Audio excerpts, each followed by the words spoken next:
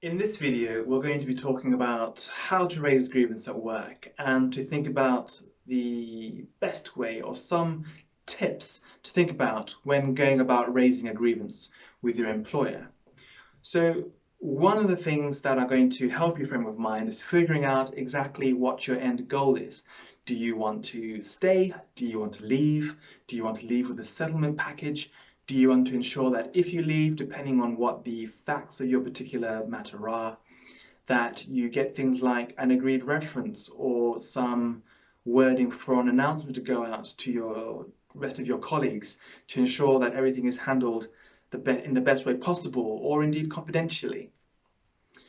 With an employment solicitor on hand, these are some of the things that we can help you think about, but it's also important to think about whether your grievance actually has any merit.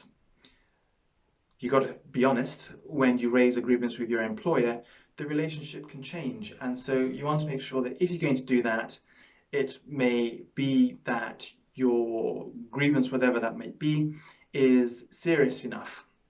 Now, what I'm not saying is that there are things which you ought to bring up and ought not to bring up, but if you're going to be thinking about bringing a constructive dismissal claim at the end of your grievance, then there are definitely some factors you need to have in mind as far as the severity and your forward planning goes. For example, I'll give you this free nugget. To bring a constructive dismissal claim, you need to have at least 2 years length of service. At least that is what the law states at the moment. And if you haven't got that, then you can't bring that kind of claim, which typically allows a higher scope in terms of compensation. You bring a different claim, and that is a wrongful dismissal claim. But we won't be touching on that in this particular video.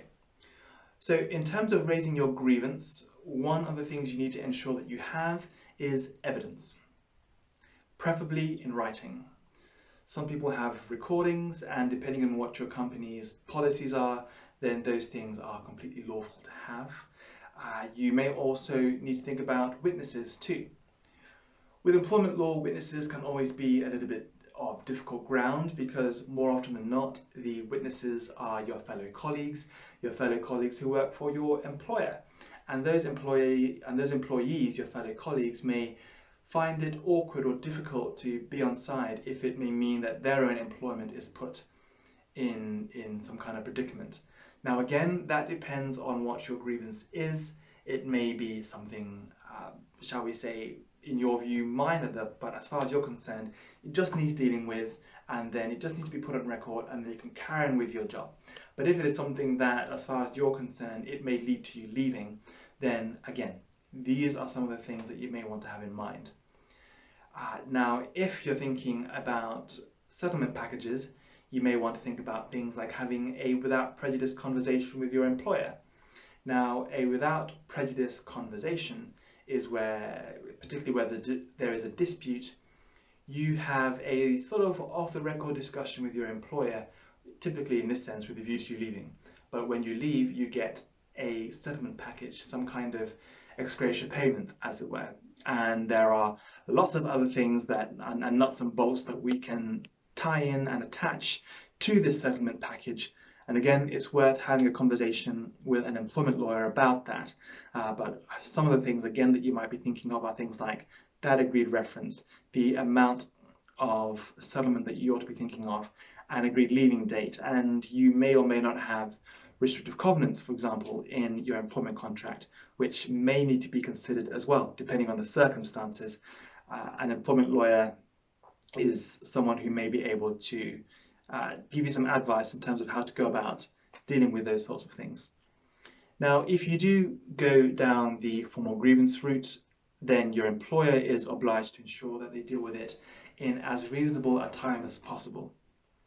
You can expect to get things like an investigation done, and you may be part of that investigation by way of having a meeting with your employer.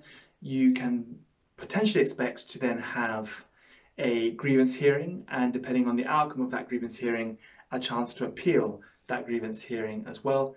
And depending on the outcome of that appeal hearing, you may then feel like you have no choice but to bring a claim in the employment tribunal. But as far as the appeal hearing is concerned, you ought to also have a reasonable time to appeal that. That's typically around 5 to 7 working days as well. That's something else to bear in mind.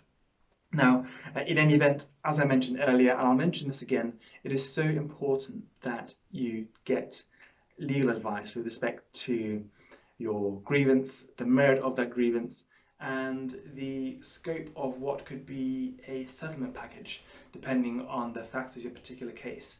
The reality is every case is different, so every scope of reasonable settlement is going to be different too.